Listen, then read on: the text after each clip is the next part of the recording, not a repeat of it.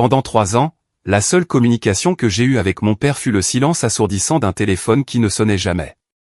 Notre relation, autrefois une tapisserie d'appels du dimanche matin et de rires partagés, avait été mise en pièces le jour où j'ai choisi ma propre voie plutôt que la sienne. Maintenant, alors que je me tenais dans mon appartement stérile à Paris, une enveloppe blanche immaculée reposait sur ma table basse, un fantôme d'une vie que je pensais enterrer. C'était de lui. Mon cœur battait à un rythme de tambour effréné contre mes côtes, un cocktail d'espoir et de terreur se mélangeant dans mes veines.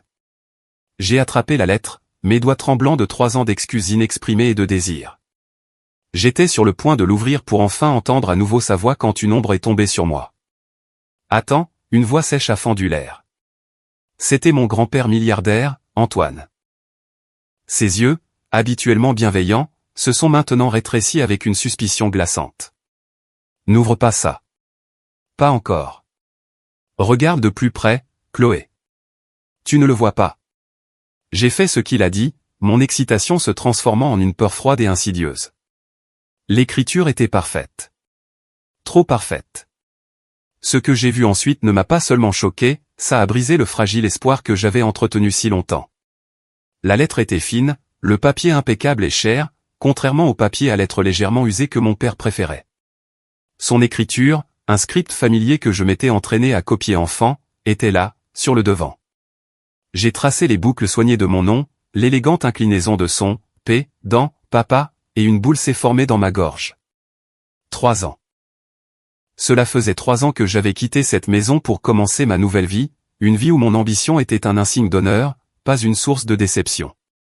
3 ans à vivre dans un monde qui célébrait mon succès, tandis qu'une partie de moi aspirait à la simple approbation de l'homme qui m'avait appris à faire du vélo et à aimer l'odeur de la sciure de bois. Mon grand-père, Antoine, se tenait silencieusement près de la table basse, sa présence contrastant fortement avec mon trouble émotionnel. C'est lui qui avait financé mon entreprise, celui qui avait vu mon potentiel quand mon père ne voyait qu'une trahison de la tradition familiale. Mais même lui ne pouvait combler le vide laissé par ce silence. C'est vraiment de lui, papy, ai-je murmuré, ma voix épaisse d'émotion. Regarde l'adresse de l'expéditeur. C'est sa vieille boîte postale. Il se souvient de moi. Le regard d'Antoine était fixe, son expression indéchiffrable. Bien sûr qu'il se souvient de toi, dit-il, sa voix plus douce que ce à quoi je m'attendais. Mais ça ne veut pas dire que c'est ce que tu penses. Il a délicatement pris l'enveloppe de ma main, ses longs doigts exercés la retournant, examinant chaque détail avec l'œil vif d'un homme qui a bâti un empire en remarquant des choses que les autres manquaient. Qu'est-ce qui ne va pas, ai-je demandé, une pointe de défensive se glissant dans mon ton. Mon cœur désirait que ce soit une véritable branche d'olivier, un signe que l'homme rigide et traditionnel que je connaissais était enfin prêt à pardonner. Antoine a montré le timbre, un timbre générique produit en série, puis de nouveau l'écriture. L'inclinaison est fausse. Regarde attentivement. L'écriture de Pierre penchait toujours légèrement vers la droite, une conséquence d'un poignet cassé qu'il a eu dans sa jeunesse. Ça. C'est parfaitement droit. Et la pression, a-t-il ajouté, son pouce et son index traçant les lettres sur l'enveloppe. Pierre a toujours écrit avec une main lourde. Ces lettres sont trop légères, trop délicates. C'est une imitation, Chloé.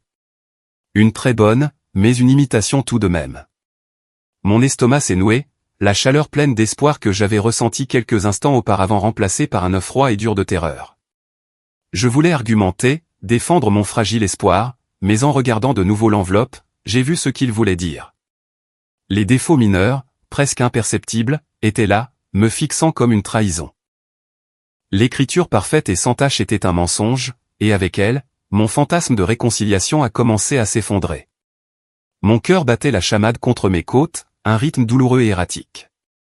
La froide réalité des paroles de mon grand-père s'est abattue sur moi, me glaçant jusqu'aux os. Une imitation, avait-il dit, et le mot a résonné dans le silence de la pièce. Ma main, qui avait désiré sentir le papier, ressentait maintenant une soudaine révulsion. Ce n'était pas une branche d'olivier. C'était un mensonge, soigneusement conçu pour imiter un espoir auquel je m'accrochais désespérément. Ouvrons-la, a dit Antoine, sa voix dure, la douceur d'avant complètement disparue. Il n'était plus un grand-père doux, il était le milliardaire rusé que j'avais vu aux informations, celui qui anéantissait des accords commerciaux avec un seul fait brutal. Nous devons savoir à quel jeu il joue. Mes doigts ont tâtonné avec le rabat, le papier semblant lourd et menaçant dans ma main. Je voulais croire que c'était une erreur, une méprise inoffensive, mais au fond de moi, une nouvelle sorte de terreur se formait. Je l'ai déchiré et j'ai sorti une seule feuille de papier. En dépliant la lettre, mon souffle s'est coupé. Les mots étaient simples, tapés et dépourvus de tout sentiment personnel. Il n'y avait pas de « ma très chère Chloé » ou de « tu me manques ». Juste du texte froid et dur. Chère Chloé, j'ai désespérément besoin de ton aide. Je suis dans une situation financière désastreuse et je fais face à une échéance pour obtenir une grosse somme d'argent, sinon je vais tout perdre. Les 3 dernières années ont été difficiles, et ma situation est devenue critique. Mon compte bancaire a été compromis, et j'ai besoin d'un virement de 50 000 € vers ce numéro de compte pour éviter un désastre total. Le temps est critique. S'il te plaît, n'appelle pas. Je suis désolé qu'il ait fallu cette crise pour que je te contacte. Ton père qui t'aime, Pierre. J'ai lu la lettre à voix haute, ma voix plate, creuse. Les derniers mots, ton père qui t'aime, Pierre, semblaient une blague cruelle, un couteau tourné dans la plaie de notre silence. Antoine a pris le papier de ma main. Il n'avait pas besoin de le lire, il en avait vu assez. L'absence de salutation personnelle, l'appel générique à l'argent, le ton froid et impersonnel tout criait à l'arnaque. La lettre était un chef-d'œuvre de manipulation émotionnelle, conçu pour exploiter ma culpabilité et mon désir désespéré de retrouvailles. C'était une arme, et elle était pointée directement sur mon cœur. Mes mains se sont mises à trembler d'une énergie furieuse qui contrastait fortement avec l'espoir que j'avais ressenti quelques instants auparavant. Ce n'était pas mon père qui tendait la main. C'était quelqu'un qui connaissait notre histoire, qui connaissait notre éloignement, et qui utilisait ma douleur contre moi. L'audace de la chose était à couper le souffle. Quelqu'un connaît notre histoire, ai-je dit, les mots à peine un murmure. Ils connaissent le silence. Ils connaissent mon père et moi. Antoine a acquiescé sombrement. Ils le savent, et ils en profitent, mais nous ne les laisserons pas faire. Ses yeux, habituellement vifs d'ambition, brillaient maintenant d'une lueur féroce et protectrice. Il ne s'agit pas seulement d'argent, Chloé. C'est une attaque ciblée. Quelqu'un a étudié notre famille, nos faiblesses, et nous allons découvrir qui c'est. Pour la première fois depuis très longtemps, j'ai ressenti un lien avec mon grand-père qui allait au-delà de notre amour commun pour les affaires. C'était une fureur partagée, un but commun. La lettre, autrefois symbole d'espoir, était maintenant un indice. La partie était lancée. La lettre, devenue une pièce à conviction plutôt qu'une source de désir, gisait entre nous. Mon grand-père, Antoine, a pris son téléphone, ses doigts volant sur l'écran. C'était un homme d'action, et dans son monde, un problème n'en était un que lorsqu'il était en cours de résolution. J'ai un contact au commissariat, dit-il, la voix basse et sérieuse. Je vais leur demander d'enquêter là-dessus. Nous devons savoir qui est derrière tout ça, Chloé. Non, papy, ai-je dit, une soudaine résolution durcissant ma voix. Pas encore. C'est une affaire de famille. Si nous impliquons la police maintenant, ça pourrait devenir compliqué. Nous devons d'abord trouver la vérité par nous-mêmes. Antoine s'est arrêté, une lueur de surprise dans ses yeux. Il s'attendait à ce que je sois émotive, voire brisée. Mais au lieu de cela, il a vu un feu qu'il n'avait pas vu depuis le jour où j'avais quitté l'entreprise de mon père. « Que as-tu en tête ?» a-t-il demandé. Quiconque a fait ça connaissait notre éloignement, ai-je expliqué, les pièces du puzzle commençant à s'emboîter. Il connaissait les 3 années de silence. Cela signifie qu'ils ne sont pas un escroc au hasard. C'est quelqu'un de proche de mon père. Le silence pesait lourdement dans l'air. Nous savions tous les deux qui était le suspect le plus probable, Sophie, l'ex-femme de mon père. C'était une manipulatrice hors pair, et elle m'avait toujours méprisé, me considérant comme une menace pour sa position dans la famille et son accès à notre argent. J'avais le terrible pressentiment qu'elle était derrière tout ça. Nous devons découvrir ce qui se passe vraiment avec mon père, ai-je poursuivi. Je ne peux pas simplement l'appeler. Il pourrait ne pas me croire, ou pire, il pourrait être sous l'influence de Sophie. Bien. Ne l'appelle pas, a convenu Antoine. Je vais mettre mon détective privé sur le coup. Ils peuvent découvrir ce qu'il en est de Sophie et ce qui s'est passé dans la vie de ton père. J'ai mes propres ressources, ai-je répliqué, en pensant à mon réseau d'amis férus de technologie. Je peux faire une recherche approfondie sur ce portefeuille de crypto-monnaies. voir s'il est lié à elle.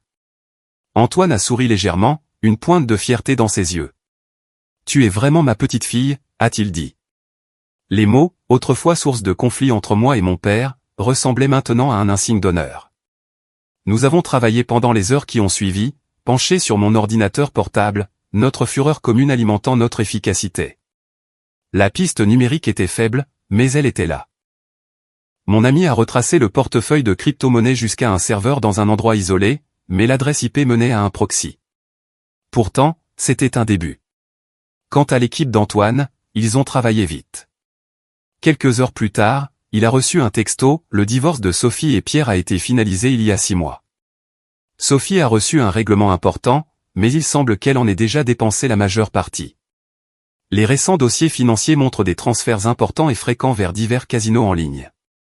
Mon sang s'est glacé. Sophie n'avait pas seulement trompé mon père, elle l'avait ruiné. Mon cœur s'est serré, non pas pour l'argent, mais pour l'homme qui était maintenant seul et vulnérable, victime de la personne même qu'il avait choisie à ma place. Et maintenant, elle essayait de m'utiliser pour finir le travail. La partie était lancée. Et cette fois, je ne jouais pas seulement pour gagner. Je jouais pour une famille que je pensais avoir perdue pour toujours. La colère était un œuf froid et dur dans mon estomac. Elle avait remplacé l'espoir, la terreur et la peur. Maintenant, tout ce qui restait était un besoin brûlant de justice. Sophie n'avait pas seulement escroqué mon père, elle avait instrumentalisé notre douleur, transformant 3 ans de silence en un outil pour ses propres fins cupides. Il fallait l'arrêter. C'est une manipulatrice hors pair, ai-je dit à Antoine, la voix tendue. Elle compte sur le fait que je serais si désespéré de me réconcilier que je transférerai l'argent sans poser de questions. Elle se croit intouchable. Alors prouvons-lui le contraire, a répondu Antoine, le visage de Pierre. Nous allons lui tendre un piège. Nous avons organisé une rencontre. J'ai utilisé un téléphone prépayé pour envoyer un texto au numéro fourni dans la lettre, prétendant être secoué mais disposé à aider. J'ai dit à papa que je transférerais d'abord un plus petit montant en espèces, à titre d'essai, et que je voulais le rencontrer en personne pour discuter du reste. Sophie, probablement à court d'argent, a mordu à l'hameçon. Elle a suggéré un café tranquille dans le centre-ville. Le lendemain, je suis arrivé au café avec Antoine, qui s'est assis à quelques tables de là, se fondant dans la foule. J'étais nerveuse, mais ma résolution était d'acier. J'ai regardé Sophie entrer, le visage parfaitement composé, une aura de fausse inquiétude autour d'elle. Elle portait un manteau de créateur et un sac à main qui coûtait probablement plus cher que ma première voiture. Elle s'est assise, a souri d'un sourire écœurant de douceur, et j'ai senti mon sang se glacer. « Chloé, ma chère, je suis si contente de te voir, dit-elle, sa voix dégoulinant de fausse sincérité.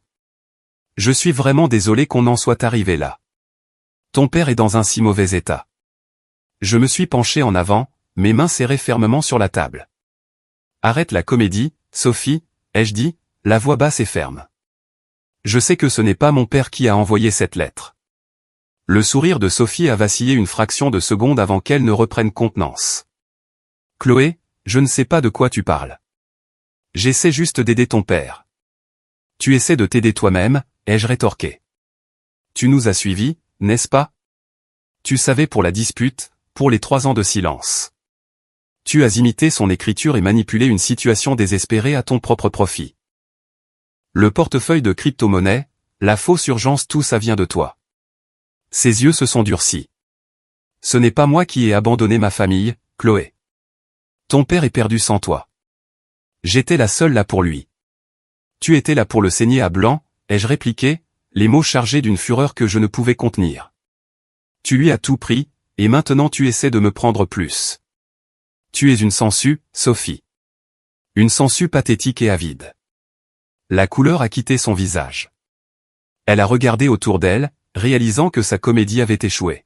« Je ne sais pas pour qui tu te prends, mais tu n'as aucune preuve. » Des preuves. J'ai ri, d'un rire sec et amer. Nous avons l'adresse, l'analyse graphologique d'un expert et une trace écrite montrant tes énormes dettes de jeu. Nous avons tout. Le vernis de calme de Sophie s'est brisé. Elle s'est levée, renversant sa chaise, et a tenté de fuir. Mais au moment où elle a atteint la porte, 2 policiers, qu'Antoine avait discrètement appelés, lui ont bloqué le passage. « Sophie Moreau, vous êtes en état d'arrestation pour fraude, a dit l'un d'eux. Je l'ai regardé pendant qu'on lui mettait les menottes, son visage un masque de rage et de défaite. Tout le café regardait, et pendant un moment, j'ai ressenti un étrange mélange de triomphe et de tristesse. J'avais gagné, mais la victoire avait un goût amer parce que le véritable ennemi n'était pas la femme qu'on emmenait menotter. Le véritable ennemi avait été le silence. Et maintenant, je devais affronter l'homme qui l'avait créé. Après que Sophie ait été emmenée, l'adrénaline qui avait été mon carburant pendant les dernières heures a commencé à s'estomper, laissant un vide profond à sa place. La victoire me semblait creuse, dépourvue de la satisfaction que j'avais attendue. J'avais gagné une bataille, mais la guerre pour ma famille était loin d'être terminée. Mon grand-père, Antoine, a posé une main douce sur mon épaule. On s'est occupé d'elle, dit-il, la voix calme. Maintenant, qu'en est-il de ton père? Mon cœur me faisait mal. La pensée de le confronter, de lui parler de la trahison de Sophie, me remplissait d'un mélange complexe de colère et de chagrin. J'étais en colère contre lui pour s'être laissé si facilement tromper, pour avoir choisi une femme comme Sophie plutôt que moi, et pour avoir laissé notre relation dépérir. Mais sous cette colère se cachait une profonde tristesse pour l'homme qui avait perdu son chemin. J'ai conduit jusqu'à la maison de mon père, un endroit où je n'avais pas mis les pieds depuis 3 ans. L'allée familière, les rosiers dont il s'était toujours occupé, tout était exactement comme dans mon souvenir. Pourtant, cela me semblait étranger. Je me suis approché de la porte d'entrée, ma main planant au-dessus de la sonnette, remplie d'une peur paralysante. Et s'il ne voulait pas me voir? Et s'il était si consumé par la culpabilité et la honte qu'il me claquerait la porte au nez? J'ai pris une profonde inspiration et j'ai sonné. Le carillon a retenti, un son qui autrefois signifiait un accueil chaleureux et qui maintenant ressemblait à un dernier avertissement. Mon père a ouvert la porte, et sa vue m'a arrêté le cœur. Il était l'ombre de l'homme dont je me souvenais. Ses épaules étaient affaissées. Ses yeux étaient fatigués et creux. Et son sourire autrefois vibrant avait disparu, remplacé par une profonde tristesse. Il avait l'air plus vieux, plus faible et complètement vaincu. « Chloé » a-t-il murmuré, sa voix se brisant d'émotion. « Qu'est-ce que tu fais ici ?»« Papa, il faut qu'on parle, » ai-je dit, ma voix tremblant légèrement. Il m'a regardé, une lueur de suspicion dans ses yeux. « C'est à propos de la lettre ?»« Je ne sais pas de quoi tu parles, Chloé. »« S'il te plaît, pars. » Il a commencé à fermer la porte, mais j'ai mis ma main pour l'arrêter. « Papa, je sais que ce n'était pas toi, » ai-je dit, les mots se bousculant. C'était Sophie. Elle a été arrêtée. Elle t'a escroqué aussi. Elle a tout pris. Son visage est devenu pâle.